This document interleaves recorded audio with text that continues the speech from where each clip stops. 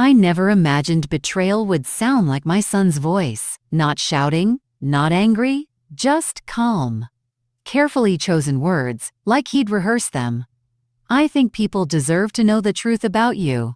Those were the words that ended my life as I knew it. 2 days later, they walked into my trap. But at that moment, standing in my kitchen with cold coffee in my hand, I didn't know I was capable of building traps anymore.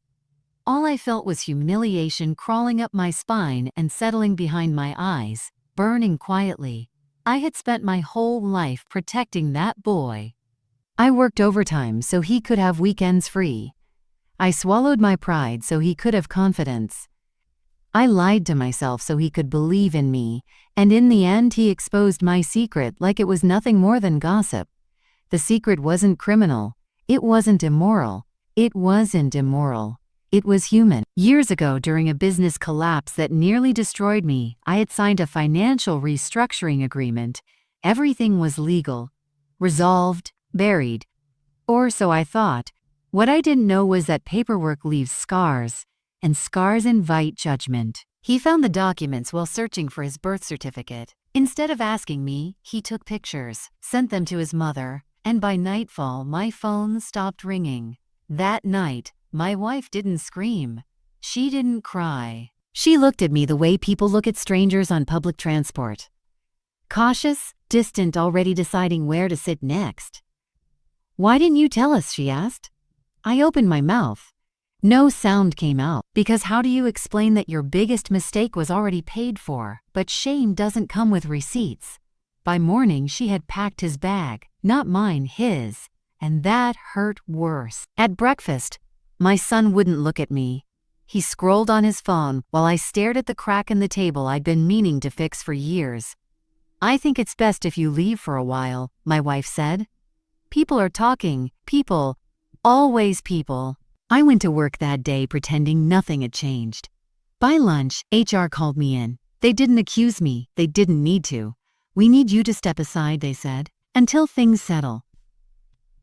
I packed my desk in silence. Photos. Awards. A mug that said "World's Okayest Dad." That mug shattered in the trash on my way out. By the time I reached home, my suitcase was waiting by the door. I stood there for a long time, listening to the house breathe without me. Then I picked it up. The night air was sharp, the kind that cuts through jackets and makes you question every decision you've ever made. I walked until my legs hurt. When I finally stopped, I realized I didn't know where I was going, so I sat in my car. That first night, I didn't sleep. I watched shadows move across the dashboard, listened to distant sirens, counted my breaths so I wouldn't cry. I told myself it was temporary. I told myself my son would call. He didn't. Day by day, my savings vanished. Gas, food, parking tickets. I avoided mirrors. I avoided people. Eventually, the car became the last thing tying me to stability. I sold it. That's how I ended up on a cracked wooden bench behind the bus station, holding a suitcase that suddenly felt heavier than my entire life. Rain soaked through my shoes. My hands shook. I wasn't angry anymore. I was empty. That's when the man sat beside me. He smelled like damp wool and old paper. His coat was frayed, his shoes barely holding together. "Excuse me," he said softly. "Do you have anything to eat?" I looked at him, then at my suitcase. Inside was the last thing of value I owned. My father's watch. Gold. Gold. Simple. Heavy. Worth more than food. Worth more than pride. I stood up, and I made a decision that would change everything. I didn't know it yet, but that watch wasn't payment. It was an invitation. I walked into the pawn shop without looking back. The bell above the door rang once, sharp and accusing, like it knew exactly what I was about to do. The place smelled like metal and dust and old regret. Glass cases held other people's last hopes, rings from failed marriages, guitars from broken dreams, medals from forgotten wars. The man behind the counter barely looked up. "What you got?" he asked. I opened the suitcase slowly. When I lifted the watch, my hands trembled. It wasn't just a watch. It was my father's voice teaching me how to tell time. It was his wrist guiding mine when I was a kid, showing me how to fix small things instead of replacing them. It was the last thing he gave me before he died. The man examined it, turned it over, checked the clasp. Best I can do is enough for a couple meals, he said. I nodded, not because I agreed, because I was done arguing with reality. Minutes later, the watch was gone. I walked back to the bench with 2 paper bags and a hollow space in my chest where memory used to live. The stranger was still there. He didn't smile when he saw the food, didn't thank me loudly. He simply accepted it like it was normal, like this was how the world was supposed to work. We ate in silence. The rain slowed to a drizzle. Buses came and went. No one noticed us. When he finished, he folded the paper neatly and stood up. You didn't have to do that, he said. I know, I replied. He looked at me for a long moment. Not pity, not gratitude. Assessment. Then he nodded once and walked away. No speech, no promise, no reward, just gone. I sat there until the station lights flickered on. That night, I slept on the floor of a cheap motel that smelled like bleach and loneliness. The walls were thin. I could hear a couple arguing next door, their words sharp and familiar. I stared at the ceiling and wondered how my life had collapsed so fast. I replayed my son's voice in my head. People deserve to know the truth about you. I wondered when honesty became a weapon. The next weeks were survival. I found temporary work unloading trucks at dawn. Cash in hand. No questions asked. My body ached in places I forgot existed. My pride dissolved completely. I learned which diners gave free refills, which churches didn't ask questions, which streets felt safer at night. I stopped checking my phone. No messages came anyway. One afternoon, while sitting outside the same bus station, a black car rolled up, then another. They parked too neatly for the area. Men stepped out, clean, calm, alert. One of them said my name. My heart slammed into my rib. I stood up slowly, hands visible, expecting the worst. Please come with us, he said. I laughed, actually laughed. Figures, I muttered. Guess I wasn't done paying. They didn't respond. They opened the door. Inside, the leather seats smelled new. The silence felt expensive. We drove for a long time. The city changed. Buildings grew taller, streets grew quieter. Finally, we stopped in front of a building I'd only ever seen from a distance. Glass, steel, power. They led me inside. And that's when I saw him. The stranger, clean suit, polished shoes, same eyes. Same eyes. My mouth went dry. He smiled. Not kindly, not cruelly. Knowingly. Sit, he said. I did. You passed, he said. Passed what? I asked. He leaned forward. Character, he replied. I didn't understand yet, but I was about to. I thought I was about to be rewarded. I was wrong. What he offered me next would break me all over again. On purpose. I sat there staring at him, trying to reconcile the man in front of me with the stranger who had eaten beside me on a broken bench. Same eyes, same stillness. But now everything else screamed power. You passed, he repeated, like it was obvious. I swallowed. Past what? Past what? He leaned back, folding his hands calmly. No rush, no emotion, the kind of posture you only learn when time works for you, not against you.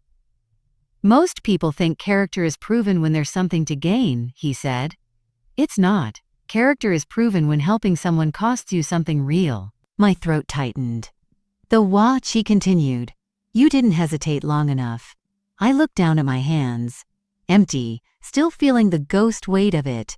That watch, he said, was the last thing tying you to your past, and you let it go for a stranger who couldn't give you anything back. I laughed under my breath. Congratulations, you found a desperate man with nothing left. He shook his head.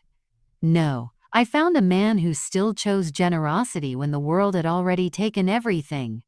I wanted to believe him, but life had taught me not to trust moments that felt too clean. So what is this? I asked. A reward?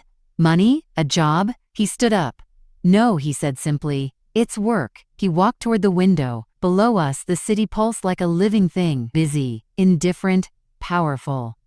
I don't give handouts, he said. I give opportunities that most people quit. He turned back to me, and I make them earn everything. I nodded slowly. Doing what? He smiled again, smaller this time. Be here tomorrow, 5 a.m. That was it. No contract, no explanation, no guarantee, just a time. I was escorted out the same way I came in. No black cars waiting for me afterward. No envelope, no phone number, just the address and the weight of expectation. That night, I didn't sleep. Not because I was excited, because I was terrified. Hope is dangerous when you've already hit bottom.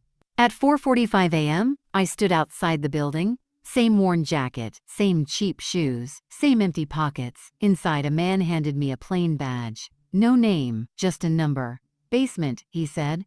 The basement wasn't glamorous. Concrete floors, harsh lighting, rows of shelves filled with boxes and files. My job was simple. Carry, sort, clean. No talking, no asking questions. Hours passed. My arms burned. My back screamed. No one acknowledged me. By noon, my hands were shaking. I kept expecting someone to tap my shoulder and say it was over, that it had been a test, and I'd passed. No one did. At 6 p.m. the same man took my badge. Tomorrow, he said. That was it, no pay. I walked back to the motel in silence. Day after day it continued. Basement, manual labor, long hours, still no pay. I wanted to quit. Every muscle begged me to. But something about the man's eyes stopped me. On the 7th day, he finally spoke to me again. "You're still here," he said. "Yeah," I replied. Unfortunately, he almost smiled. "Most people last 3 days," he said. "They think dignity is about position. They forget it's about endurance." He slid an envelope across the table. Inside was cash. Not much, but honest. "Don't thank me," he said. "This isn't generosity, this is calibration." I didn't understand then, but I would, because the work was about to change, and so was the pain.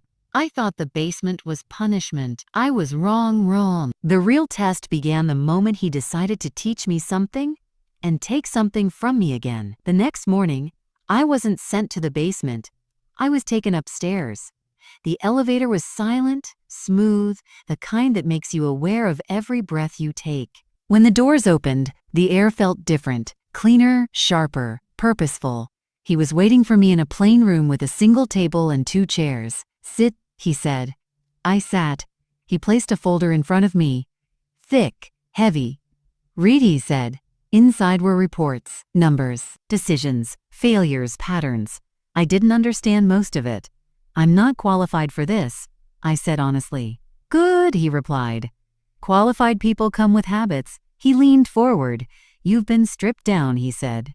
"No ego, no shortcuts, no safety net. That's when real learning begins." Days turned into weeks. My mornings were still physical work. My nights became lessons. Finance, strategy, human behavior, not theory, consequences. He never raised his voice, never praised me, never comforted me. When I failed, he didn't scold. He let me sit with it.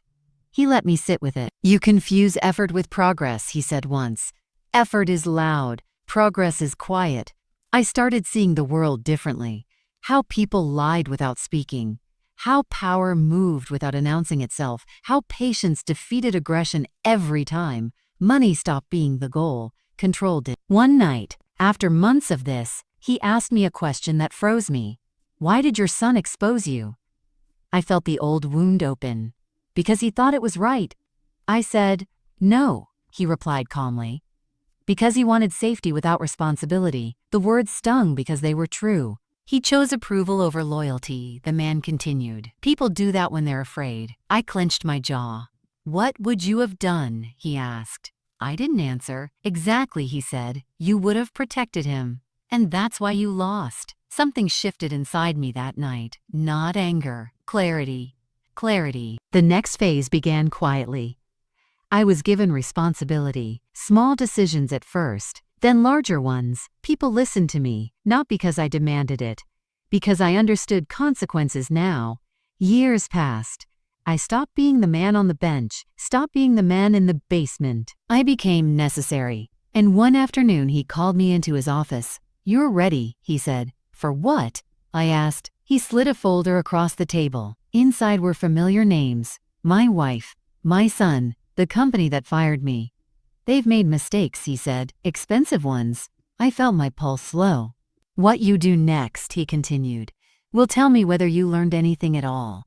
I closed the folder. Outside, black cars waited, and for the first time, I realized the trap hadn't been built for me, it was built for them.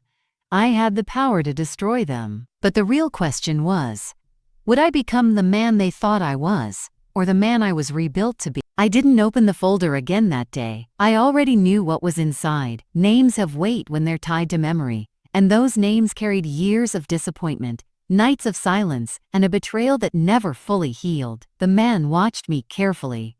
Not my face, my breathing. Power doesn't announce itself, he said. It waits for you to misuse it. I slid the folder back toward him. I'm not here for revenge, I said. He nodded slowly. Good. Revenge is loud. Justice is quiet. That night, I walked the city alone. Not like before, hungry, invisible, desperate. This time, people moved around me without knowing who I was or what I carried. That anonymity felt heavier than poverty ever did. Because now, every choice mattered. The following months were different. I wasn't learning anymore.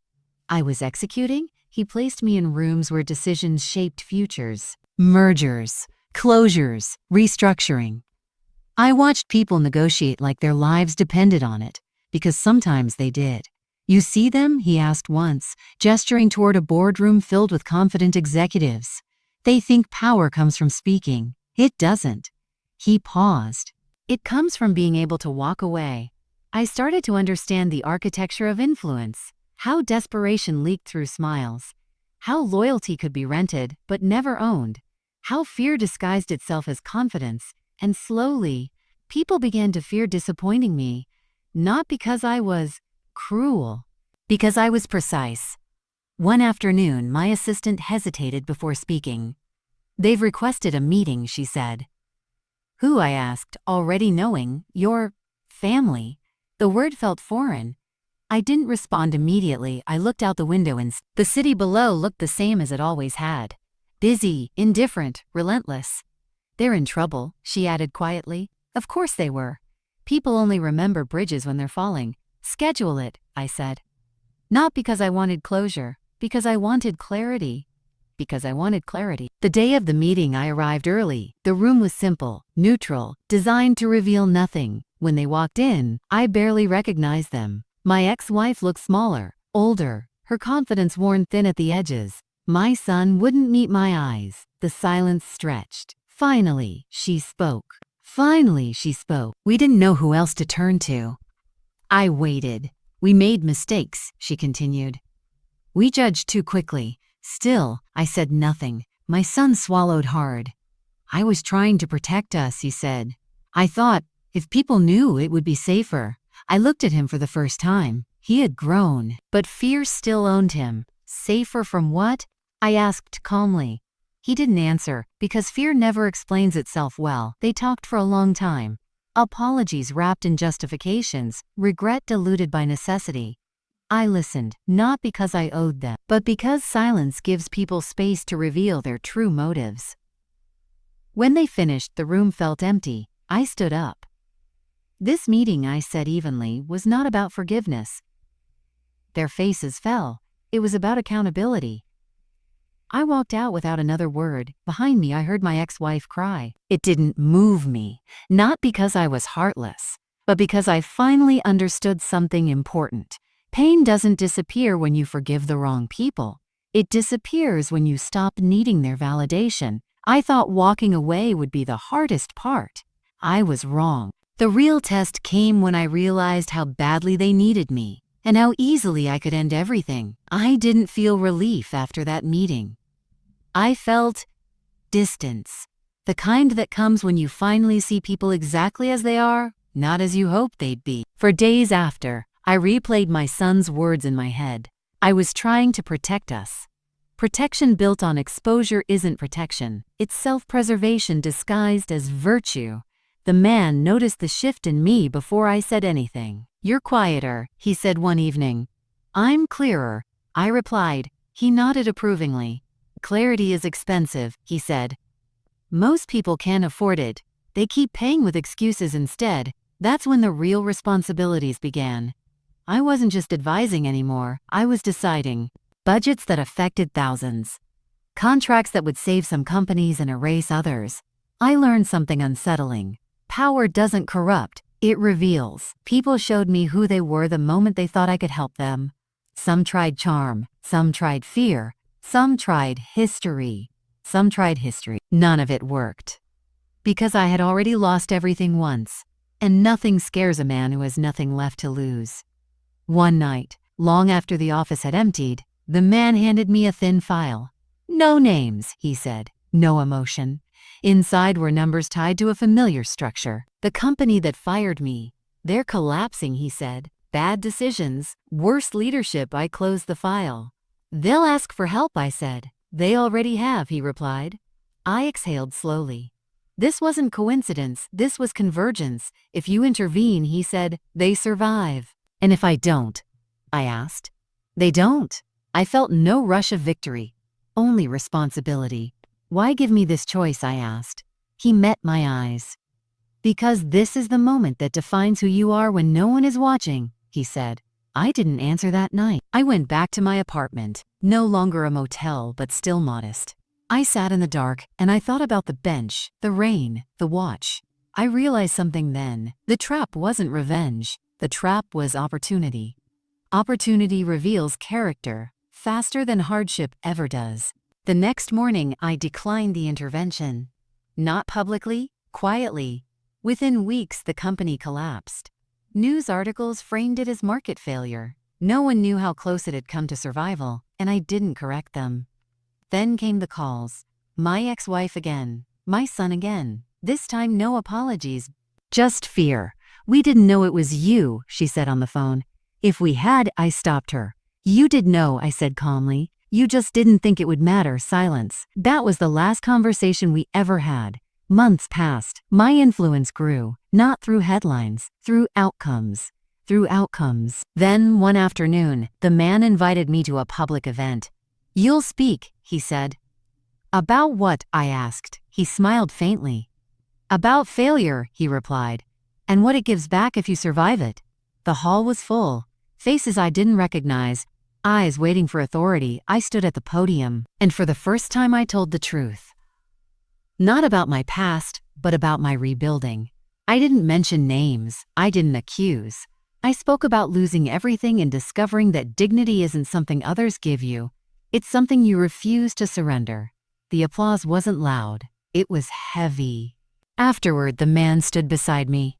You're ready now, he said. For what? I asked. He looked out at the crowd. To finish what you started, he replied.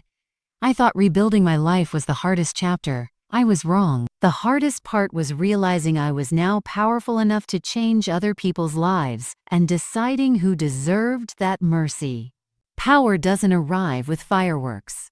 It settles in quietly, like dust on furniture you didn't realize you owned. After the speech, people started treating me differently. Not warmer, more careful. Doors opened before I reached them. Meetings paused when I entered. Silence followed my words instead of arguments. That silence told me everything. I had crossed an invisible line, the one between being impressive and being consequential. The man never congratulated me. He never said you've done well. Instead, he asked a question that changed the direction of my life again. Who do you help, he said, when helping costs you nothing? I didn't answer. Now, he continued, who do you help when it costs you everything? That was the lesson. Mercy isn't kindness, it's strategy with a soul. The next phase wasn't glamorous. No stages, no applause, just files, names of people who had failed, people who were written off, people who reminded me of myself on that bench. I reviewed them one by one. Some were careless, some were dishonest, some were simply unlucky.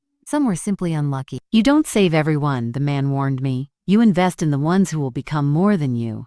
I learned to say no again, firmly, quietly, and when I said yes, I meant it. Months passed, years even. I built systems instead of empires, processes instead of monuments. The goal was never visibility, it was permanence. One evening, as the city lights flickered on below us, the man finally spoke about his past. I was once where you were, he said, betrayed, exposed, left behind. I looked at him. You didn't help me because you felt sorry, I said. No, he replied. I helped you because I recognized myself. That night, I understood something deeply unsettling. I was becoming him, not in wealth, in responsibility. Soon after, an invitation arrived. A public opening, a foundation, my foundation, built to fund people with nothing but discipline and integrity. The press called it generosity. They were wrong. It was insurance. Because a world full of desperate people is dangerous, and a world full of rebuilt people is stable. As I prepared for the opening, my assistant hesitated again. There's a request, she said. I already knew. They want to attend, she added. Your family. I closed my eyes briefly. Time doesn't heal wounds. It only gives you space to decide how you'll carry them. Let them come, I said. Not because I wanted reconciliation, but because I wanted closure, on my terms. I thought seeing them again wouldn't affect me. I was wrong. Because power doesn't erase memory. It forces you to confront it face to face. The night of the opening arrived without drama. No red carpet. No oversized banners. Just quiet confidence. The building stood exactly how I wanted it to. Solid, understated, impossible to ignore if you knew what to look for. Inside, people gathered slowly. Investors. Policymakers. Quiet power. I stood near the back watching. That's when I saw them. My ex-wife first. She paused at the entrance like someone stepping into a church they weren't sure they were allowed to enter anymore. Her posture was careful, guarded. My son followed behind her. Taller now, sharper jaw, same uncertainty in his eyes. They hadn't seen me yet. And for the first time I saw them without emotion attached. No anger, no longing, just distance. When they finally noticed me, the shift was immediate. My ex-wife froze. My son looked down. They approached slowly. You built this? She asked. I nodded once. It's impressive, she said. I didn't respond. Compliments mean nothing when they arrive too late. My son cleared his throat. I didn't know it was you, he said. I met his eyes calmly. That's the point, I replied. Silence again, the kind that reveals more than words ever could. I was young, he said finally. I thought I was doing the right thing. I studied him. You thought you were protecting yourself, I said. There's a difference. His shoulders dropped slightly. My ex-wife reached out instinctively, then stopped herself. We never meant for things to go that far, she said. I know, I replied. Intentions don't control outcomes. Decisions do. The announcement began. People took their seats. I walked to the stage without looking back. Standing there, looking out at the crowd, I felt no triumph, only alignment. I once lost everything, I began. Not because I failed, but because I was exposed before I was understood. The room was silent. I slept in my car. I ate when I could. I learned what it feels like to be invisible. I paused, and I learned something else. I looked directly at my son. People don't betray you because they're evil. They betray you because fear makes them forget who they are. I didn't name him. I didn't need to. This foundation exists. I continued, not to save people, but to rebuild them. Applause followed. Heavy, measured. When it ended, I stepped down. My family didn't approach me again. They didn't need to. The lesson had already landed. Later that night, the man joined me by the window. You handled that well, he said. I didn't feel anything, I replied honestly. He nodded. That's when you know the wound has closed, he said. As the city lights stretched endlessly below us, I realized something. Mercy doesn't mean letting people back into your life. Sometimes, it means letting them live with the version of you they can no longer reach. I thought the story ended there. I was wrong. Because 2 days later, they came back. Not as family, but as desperate people asking for help. And this time, the answer would change everything. They came back exactly 2 days later, not together. Separately. That detail mattered. Desperation changes how people coordinate. It strips away unity and exposes instinct. My assistant informed me first. They've both requested meetings, she said carefully. Different times, different reasons. I nodded. Schedule them, I said. Separately, the man watched me from across the room. You're calm, he observed. I'm prepared, I replied. There's a difference. The first to arrive was my ex-wife. She looked tired in a way that makeup can't hide. Not physically, strategically. The kind of exhaustion that comes from running out of options. She sat across from me, hands folded tightly, like she was holding herself together by force. I didn't come as your past, she said quickly. I came as someone who needs help. I let the silence stretch. People reveal their priorities when they rush. Our situation is worse than you think, she continued. Legal trouble, financial exposure, decisions we made assuming you wouldn't matter anymore. There it was. The truth always slips out when fear speaks long enough. I see, I said calmly. She leaned forward. If there's anything you can do, she said, voice breaking just enough to sound sincere for our son. I raised my hand gently. Don't, I said. She froze. Don't use him as leverage, I continued. You already taught him that lesson once? Her eyes filled with tears. I didn't mean. I know, I said. And that's the problem. I stood up. I won't interfere, I said evenly. But I will give you advice, she looked up quickly. Stop asking people to save you, I said. Start asking yourself why you always wait until it's too late. She left without another word. An hour later, my son arrived. Alone. That mattered even more. He stood when he saw me. I'm not here to ask for favors, he said immediately. I almost believed him. I'm here to ask for a chance, he corrected. I studied him. He had learned better language, still lacked better intent. You already had a chance, I said. You used it. He swallowed. I didn't know it would end like this, he said. No one ever does, I replied. That's why choices matter. He stepped closer. They're coming after me, he admitted. I made decisions, signed things, trusted the wrong people. I nodded slowly. Now you want me to protect you, I said. Yes, he whispered. I felt nothing, no anger, no sadness, only clarity. You want protection without accountability, I said. That's exactly what brought you here, he looked down. I was afraid, he said. I know, I replied. But fear doesn't excuse betrayal. It explains it. I walked to the window. You exposed me to feel safe, I continued. Now you want me to feel responsible. I turned back to him. That's not how this works. His face collapsed. So you won't help, he asked. I held his gaze. I didn't say that, I replied. Hope flickered in his eyes. I leaned in slightly. I said I won't save you. He thought help meant protection. He didn't understand yet. The only help I was willing to give would force him to face everything he ran from. He stared at me like I had just spoken a language he didn't understand. If you won't save me, he said carefully, then what are you offering? I didn't answer immediately. I walked back to my chair and sat down, slow and deliberate. I wanted him to feel the difference between urgency and control. I'm offering you consequences, I said. His jaw tightened. I've had enough of those, he muttered. No, I corrected. You've had enough of avoiding them. He looked away. Silence filled the room. Not awkward, not tense, educational. You can take responsibility, I continued, or you can keep running until there's nowhere left to go. He laughed bitterly. Easy for you to say. You landed on your feet. That was the moment. The moment I knew he still didn't understand. I leaned forward. I slept in my car, I said quietly. I sold the last thing my father ever gave me to feed a stranger. I disappeared from the world while people you trusted erased me. His face shifted. I didn't land on my feet, I continued. I crawled, alone, and no one came to save me. He swallowed hard. So what do? He asked finally. I slid a folder across the table. Inside were contacts, legal advisors, counselors, paths that required honesty instead of influence. You face what you did, I said.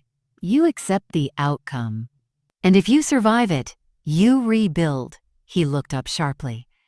That's it, he asked. That's everything, I replied. He sat there for a long time. For the first time since I'd known him, he didn't argue. When he stood to leave, he hesitated at the door. I really thought exposing you was the right thing, he said quietly. I nodded once. Most people do, I replied, until they learn the difference between truth and timing. He left, and I knew, truly knew, that whatever happened next would define him far more than my help ever could. That evening, the man joined me for dinner. "You chose restraint," he said. "I chose alignment," I replied. He smiled faintly. "That's rarer." Outside, the city moved as always. Indifferent, unforgiving, fair. I felt no victory, just closure, because karma doesn't need help, it just needs time. I thought letting go was the final lesson. I was wrong, because the real test came when the world started watching, and my success became impossible to ignore.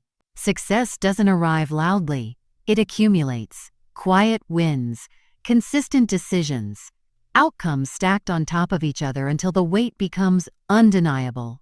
For a long time, what I built stayed under the surface. People benefited from it without knowing who stood behind it. That was intentional. Visibility attracts noise. Noise attracts weakness. But systems don't stay invisible forever. They start leaving fingerprints. Numbers improve where decay once lived. Organizations stabilize instead of collapse. People stop panicking. That's when the attention begins. Articles appeared without my name at first, then mentions, then questions. Who's behind this? Who rebuilt what everyone else abandoned? The man watched it unfold with quiet amusement. "You can't hide competence forever," he said. "It threatens too many narratives." Invitations followed. Panels. Private forums. Rooms where decisions were made before headlines existed. I declined most of them. Until one invitation arrived that mattered. A global forum, not public, not televised. The kind of room where influence moves without applause. "They want you to speak," the man said. "About what?" I asked. "Failure," he replied. "And why it terrifies people in power." I didn't hesitate. Not because I wanted recognition, because I wanted control of the narrative. The room was circular. No podium, no stage, just chairs arranged so no one could hide. People there had money, titles, histories. Yeah. They had never slept in their cars, never been erased, and it showed. When my turn came, I didn't introduce myself. I didn't list credentials.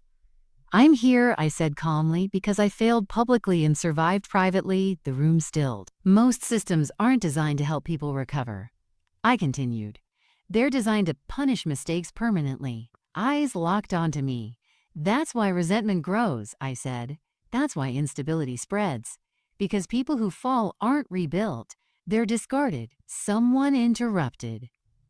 "Failure is a choice," a man said confidently. I nodded. "So is arrogance," I replied. Silence. I leaned forward. "The difference," I continued, "is that failure teaches, arrogance repeats." The discussion lasted hours. When it ended, something had shifted. Not applause. Respect. After that, I couldn't stay anonymous even if I wanted to. My name circulated. My story followed. People began projecting their own meaning onto it. Redemption, revenge, justice. They were all wrong. This wasn't about winning, it was about inevitability. My assistant showed me the data one morning. Engagement spikes, influence maps, requests multiplying. "You've crossed a threshold," she said. I nodded. That's when the man asked a question I didn't expect. "Are you ready to be misunderstood?" he asked. I frowned slightly. "I already was," I said. He shook his head. "No," he replied. "Darcy, you were ignored. Now you'll be watched." There's a difference. And he was right. The scrutiny came fast. Past decisions questioned. Old associations resurfaced. People searching for flaws they could weaponize. I didn't defend myself. I didn't explain. That confused them more than denial ever could, because people expect reaction. They don't expect stillness. Then one evening, my assistant hesitated at the door again. "There's been a development," she said. I looked up. "The legal situation," she continued. "Your son." I felt nothing spike. No fear, no urgency. Just attention. "He followed your advice," she said. "He didn't run." I leaned back slowly. "And?" I asked. "And it's getting worse," she admitted. "But it's honest." I closed my eyes briefly. Some lessons only work when they hurt. Outside, the world was finally paying attention. Inside, the consequences were aligning. And I knew the final chapter wasn't about power anymore. It was about legacy. I thought being watched would be the hardest part. I was wrong. The hardest moment was realizing that my son was about to face the same fire I once did and deciding whether I would stay silent or step in when it truly mattered. I didn't call my son. I didn't send messages through intermediaries. I did nothing. Because interference at the wrong moment doesn't save someone, it weakens them. The man understood without asking. Silence, he said, is sometimes the last gift. The legal pressure tightened around my son quickly. Investigations have a way of stripping people down. No titles, no excuses, just facts and consequences. Every headline avoided my name, but I felt the gravity anyway. People assumed I was pulling strings. I wasn't. That restraint mattered. Because for the first time in his life, my son had to stand without my shadow or my shield. Weeks passed, then months. Public interest grew. My work became unavoidable, not because I sought it, because outcomes don't stay quiet forever. Organizations rebuilt under my systems began outperforming legacy institutions. Not louder, cleaner. That's what unsettles people in power, success without spectacle. One afternoon, during a closed session, someone asked the question they'd all been circling. "How did you forgive them?" a woman asked. I didn't answer right away. I didn't. I said finally. The room leaned in. I let go, I continued. Forgiveness suggests reconciliation. Letting go suggests clarity. They nodded, even if they didn't fully understand. That night, my assistant returned with updated files. My son had accepted a plea that required full accountability, public admission, restitution, years of rebuilding, no shortcuts, no protection. I exhaled slowly. "He chose correctly," the man said. "Yes," I replied. For the first time, the next morning I received a letter, handwritten, no return address. Inside, only a few lines. "I finally understand what you meant. I don't expect help. I just wanted you to know I'm facing it." I folded the letter carefully. That was enough, because growth doesn't need applause. It needs pressure. As my influence expanded, so did responsibility. I turned down offers that would have tripled my wealth overnight. Not because I didn't want money, because I didn't want dependency. Power should distribute capability, not loyalty. That philosophy became my signature. And it terrified the wrong people. One evening, the man joined me on the balcony overlooking the city. "You've surpassed me," he said casually. I shook my head. "I'm standing on you," I replied. He smiled. "That's the goal," he said. "To build something that doesn't need you forever." I realized then what legacy truly meant, not being remembered, being unnecessary. Soon invitations turned into expectations, ceremonies, recognitions, moments designed to frame a narrative. I agreed to one, just one. Not for ego, for closure. As the date approached, something shifted inside me. Not nerves, completion, because the trap had already closed. Not on them, on the version of me that once needed validation.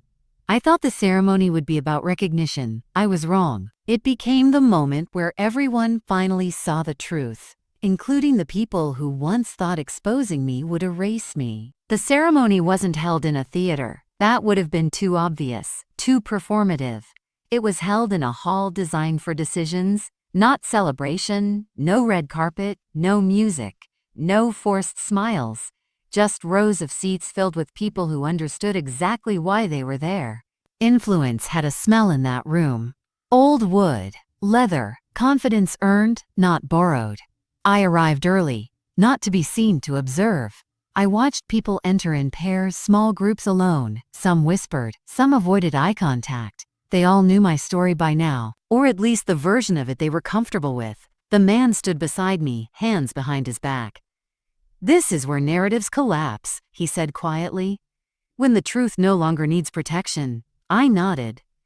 I didn't feel nervous. I felt precise. When my name was announced, there was no applause at first, just stillness. That kind of silence doesn't come from politeness, it comes from attention. I walked to the center of the room. No podium, no notes. I didn't thank anyone. I didn't smile. I wasn't invited here because I succeeded. I began. I was invited because I failed and didn't disappear. Eyes stayed locked. I lost my job, my family, my reputation. No drama in my voice, just fact. I was exposed by someone I loved, I continued, and abandoned by people who believed exposure was justice. I paused. Some faces shifted. I don't say this for sympathy, I said. I say it because this room is full of people who mistake transparency for truth. That landed hard. Truth, I continued, isn't what you reveal when it's convenient. It's what you carry when revealing it costs you everything. No one interrupted. They never do when they recognize authority. I didn't rebuild my life because I was forgiven, I said. I rebuilt it because I learned something failure teaches better than success ever could. I scanned the room. People don't destroy you with lies, I said. They destroy you with partial truths at the wrong time for the wrong reasons. A breath passed through the hall. I stand here today, I concluded, not as proof that exposure ruins people, but as proof that it reveals who was never strong enough to stay. Silence again. Then, applause. Not explosive, measured, respectful. I stepped back. That's when I saw them. My ex-wife sat near the back, not hidden, not prominent, present. My son sat beside her, head up this time, eyes forward. No shame, no expectation, just awareness. I felt nothing twist inside me. That's how I knew the past had finally lost its grip. After the ceremony, people approached me carefully. Not to praise, to align. That's the difference power makes. No one asks, how did you do it? They ask, where do you stand? The man joined me again. You didn't close the door, he observed. I didn't need to, I replied. It closed itself. Outside, the city waited. Unchanged, but the room behind me would never be the same again. Because truth had finally settled. And it didn't need my permission. I thought that speech was the ending. I was wrong. Because when the lights dimmed and the room emptied, someone approached me with a request that would test everything I believed about mercy, justice, and legacy. The hall emptied slowly, not because people lingered to congratulate me, but because they needed time to recalibrate what they thought they knew. Truth does that. It rearranges internal furniture. I stayed where I was, still. Watching. That's when I felt it. Not footsteps, not a voice. Presence. I turned. It was my son. Alone. No mediator. No audience. No urgency. Just him. He didn't speak right away. Neither did I. We stood there like two men who finally understood the cost of silence. I wasn't expecting you to say that, he said quietly. I wasn't speaking to you, I replied honestly. But I wasn't avoiding you either, he nodded. I heard myself in your words, he said. That's uncomfortable. That's growth, I said. He exhaled slowly. They're offering me something, he said. I waited. A chance, he continued. Reduced consequences. Quiet rehabilitation. If I cooperate. I looked at him. And, I asked, and I don't know if I deserve it, he said. That stopped me. Not because of the words, because of the pause before them. What do you think, I asked. He didn't answer immediately. They said you could influence it, he admitted. They assume you will. I almost smiled. Assumptions are expensive. They don't know you, he added. They only know what you became. That's usually enough, I replied. He swallowed. I'm not asking you to fix it, he said quickly. I just need to know if I walk the hard path. Does it actually lead somewhere? I studied him carefully. Not as a father, as a man. Yes, I said finally. But not where you think. He waited. It leads to self-respect, I continued, and that's the only place worth arriving. He nodded slowly. I think, he said, I need to refuse their offer. I didn't react. Why, I asked. Because if I accept it, he replied, I'll always wonder who I would have been if I didn't. That was the moment. Not redemption. Alignment. I reached into my jacket and handed him a card. One name, one number. Use this when you're finished, I said. Not when you're scared, he took it carefully. Thank you, he said. For what? I asked. For not rescuing me, he replied. Then he turned and walked away. I didn't follow. I didn't need to. Some journeys must be walked alone, or they don't count. Later that night, the man joined me one last time. You chose distance, he said. I chose boundaries, I replied. He smiled. Same thing, he said. just spoken by someone who survived. He looked out at the city. They'll call this story many things, he continued. Redemption, revenge, karma. And they'll be wrong, I said. He nodded. Because the real story, he said, is what happens when a man stops needing approval. We stood there in silence. No applause, no closure music, just completion. I thought everything had already been decided. I was wrong, because the final chapter wasn't about my son, or my past, or even my success. It was about what I chose to build next, and who I chose to leave behind forever. The morning after the ceremony felt strangely ordinary. No headlines screaming my name, no urgent calls, no adrenaline, just sunlight through glass and a quiet cup of coffee. That's how real endings begin, without noise. The man was already gone. No goodbye, no final advice, just absence. He had taught me everything he intended to. Legacy doesn't linger, it steps aside. I spent the day reviewing plans I'd postponed for years. Not expansions, not acquisitions, foundations, systems that didn't require my presence to function, teams that didn't need my approval to act ethically. I had built enough power. Now it was time to distribute it. That evening, I walked alone through a part of the city I used to avoid. The bus station was still there. The bench too, cracked wood. Same angle, different man. I sat down, not out of nostalgia, out of respect. People passed by without recognizing me. That anonymity felt earned. I thought about the watch, about how losing it hadn't made me poorer, it had made me precise. You don't find purpose by holding on. You find it by choosing what you're willing to lose. My assistant called later. There's a proposal, she said. Final approvals needed. For what? I asked.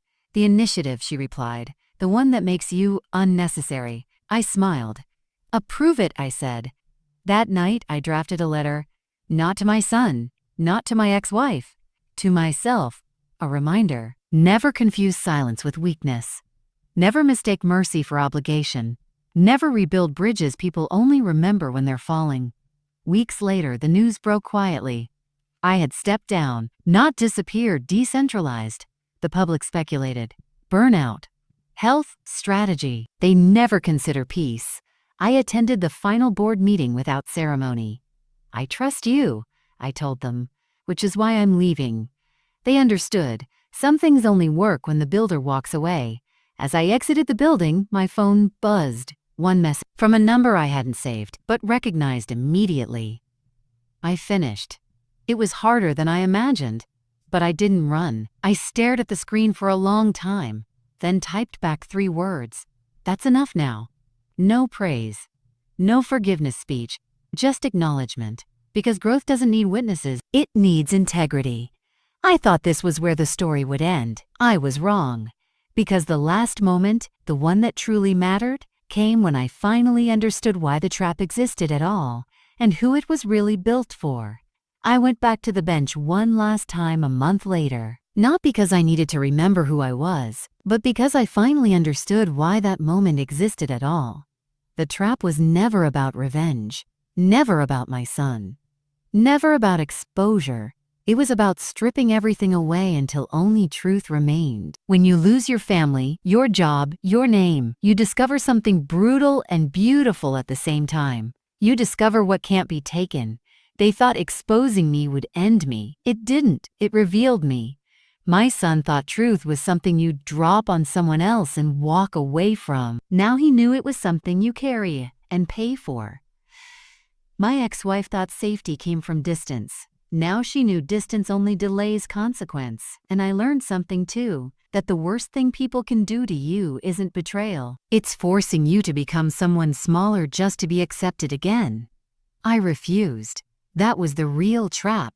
Not one that closed on them, but one that closed behind me. I walked forward without looking back. Years later, people still ask me how I did it, how I survived being exposed. How I rebuilt after humiliation. How I stayed calm when they came begging. I always give the same answer. I stopped needing to be understood by people who never tried to understand me. That's the lesson no one teaches. You don't win by proving them wrong. You win by becoming unreachable. Success isn't loud. Karma isn't dramatic, and dignity doesn't beg. It waits, and when the moment comes, it stands up quietly and leaves. So if you're watching this right now feeling betrayed, humiliated, or erased, remember this: the trap isn't what others walk into.